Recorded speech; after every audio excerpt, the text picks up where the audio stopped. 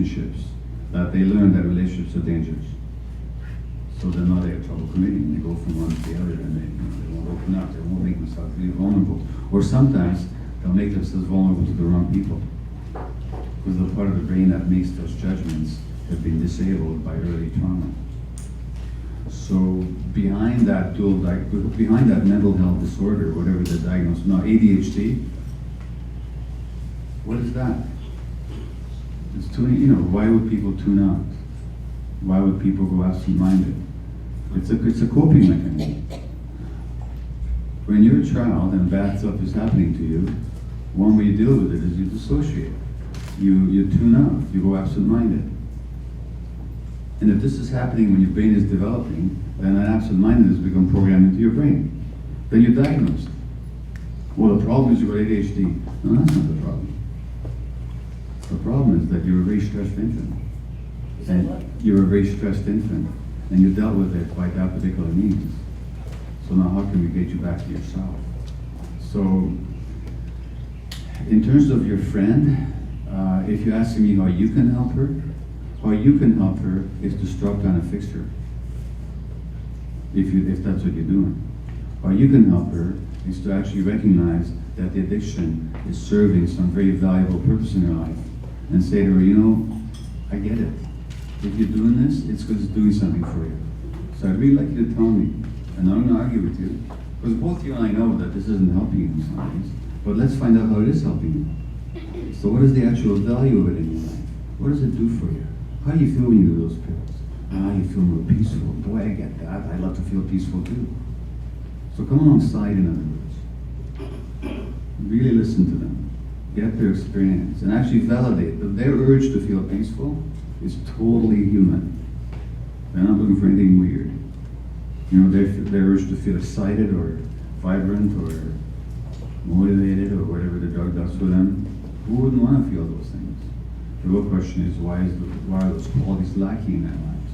So you got to begin by not judging them. You got to begin by accepting exactly where they're at, and giving up any idea that you're going to change them. And then maybe, in the context of that compassionate relationship, they'll have a chance to look at themselves, because as the same spiritual teacher, Almas, who I've quoted a number of times, he says, only when compassion is present will people allow themselves to see the truth. Okay? Yeah. Thank you for your talk. My name is Jameson, and I have a treatment center for adolescents. And we fully embody the philosophies that you're talking about here. They're my beliefs as well as our staff. And that, and even Bill W. said it in the big book on page 64. He said our liquor is but a symptom. We had to get down to the cause of the conditions. It amazes me how much that passage is overlooked so often. Interesting. But on the medication side of things, we see kids coming in and they're on so many different medications because they've been diagnosed with ADHD or borderline, and people are trying to use these different modalities in order to treat them. And when we get them, we've got to break all that down and then figure out what those underlying core issues are, of the why they're reaching outside of themselves to fill that void. And when we're able to do that, we see great success with kids. Unfortunately, we're working against a system that's going the opposite direction. And one thing that I recently read, which really scares me, is that pharmaceutical companies and Washington are attempting to make it a practice of PhD psychologists to be able to write scripts for pharmaceutical drugs. So that's just one of many things working against our treatment styles. My question is to you, what do you see that we can do on our side of things, and what is a solution that we can bring besides what we do in our daily work on a greater scale? Well, probably it's just what you're already doing. Unless you're going to take on a political role, you can't do much about the overall systemic issues, which are huge. But those kids that you're dealing with are invariably kids that either were traumatized, or at the very least, they're lost in nurturing relationship with adults in their lives. And very often, now, when you lose a relationship, then what do you do? Now, human beings can't very well function without a relationship. There was a study in the New England Journal of Medicine a few years ago amongst an elderly couple, when one of them is hospitalized the other one is much more likely to fall sick. So we depend on relationship all our lives, particularly when we're vulnerable. And nobody's more vulnerable than kids. So kids depend on relationships. But when kids lose their relationship to nurturing adults, because the adults are too stressed, because the adults have to work the whole day, the child doesn't lose his need for a relationship.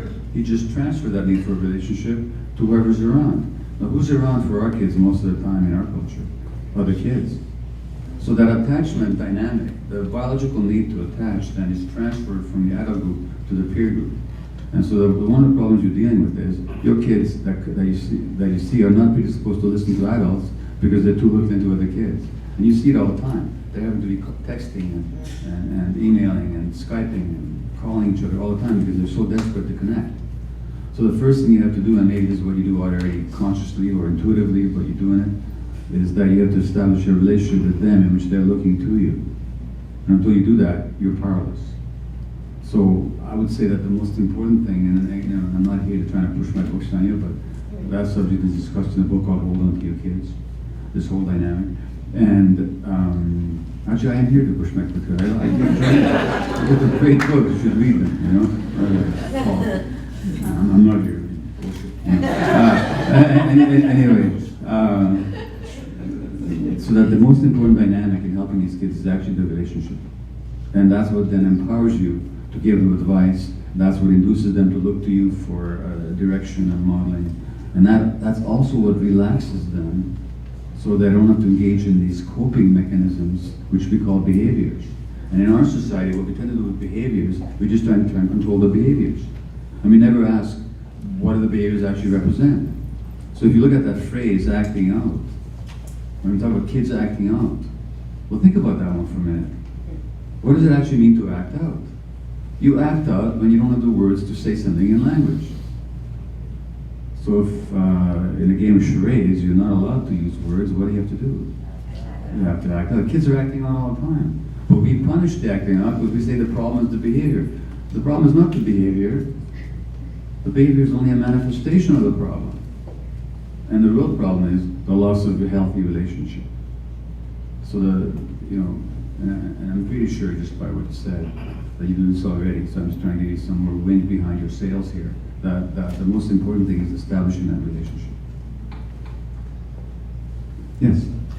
I would like to mention a little bit about belief systems. You know, we talk about emptiness, the loss of essence, the loss of humanity, and sometimes I think that, you know, what's causing this is in part our belief system of materialism and separateness.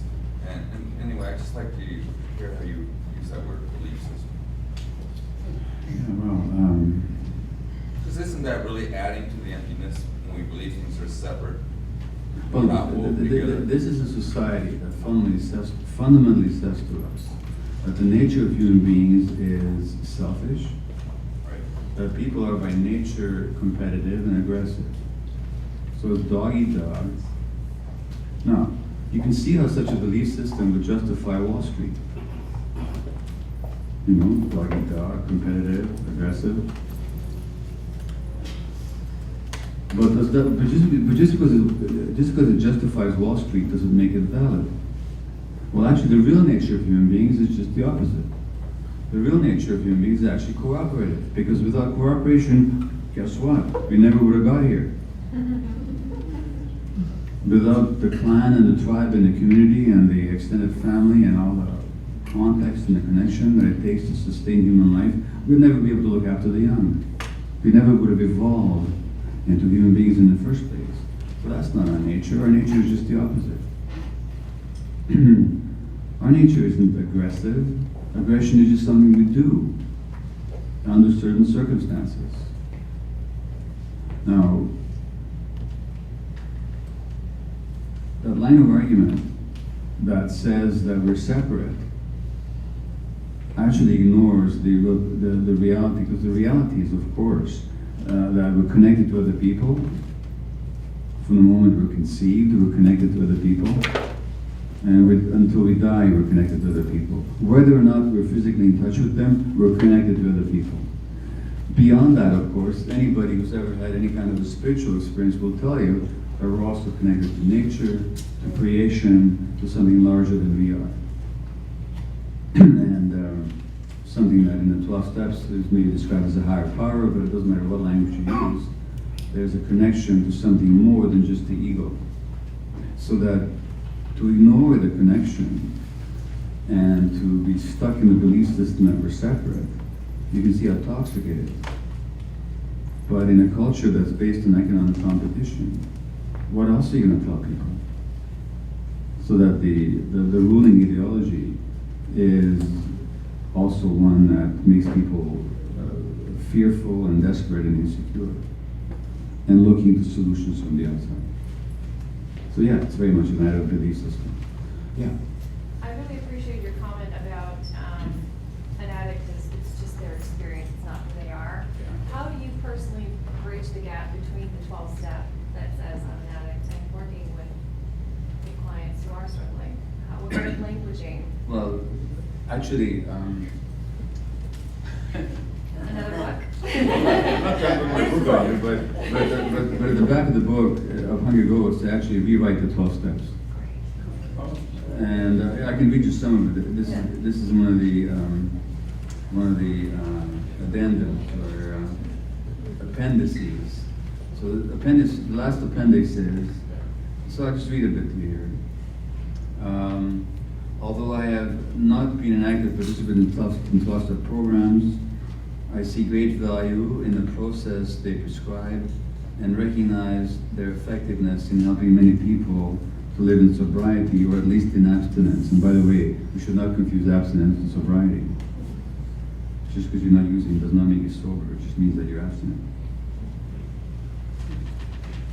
Abstinence is the disciplined avoidance of addictive substance or behavior. Sobriety is developing a mind state focused not on staying away from something bad, but on living a life led by positive values and intentions. So there's a difference between sobriety and abstinence. Not that abstinence is a bad thing. So anyway, so I rewrite the